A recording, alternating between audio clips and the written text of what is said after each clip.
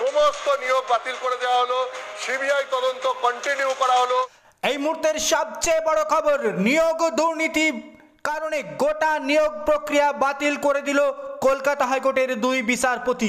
22,000 থেকে 25,000 শিক্ষকের নিয়োগ বাতিল করে দিল কলকাতা হাইকোর্ট।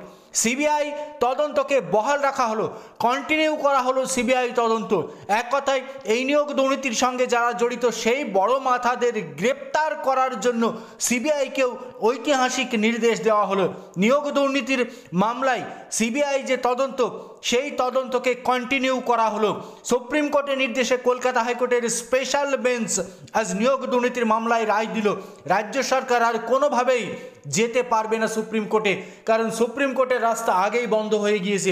সুপ্রিম কোর্টের দুই বিচারপতি বেলা এম ত্রিবাদী এবং তার সহযোগী বিচারপতির নির্দেশে কলকাতা হাইকোর্টের স্পেশাল বেঞ্চে আজ রায় ঘোষণা হয়ে গেল।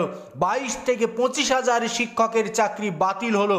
বড় মাথাকে গ্রেপ্তার করবার জন্য সিবিআই তদন্তের নির্দেশ কন্টিনিউ করলো আদালত, কন্টিনিউ করলো সিবিআই তদন্তের নির্দেশ। সেই সঙ্গে ওই সমস্ত শিক্ষকদের চাকরি বাতিল করা হলো। অবৈধ প্যানেলে, মেয়াদ উত্তীর্ণ প্যানেলে কিভাবে নিয়োগ আর তারপরেও কিভাবে চাকরি বহাল থাকে, কিভাবে তারা সরকারি কোষাগার থেকে বেতন পায়, সেই প্রশ্ন তুলে 108 পাতারও বেশি রায়, সেই রায় পড়ে শোনানো হলো। সিবিআই তদন্তকে কন্টিনিউ করে ঐতিহাসিক নির্দেশ দিলেন দুই বিচারপতি দেবাংশু বসাক এবং বিচারপতি সাব্বির রশিদির বেঞ্চ।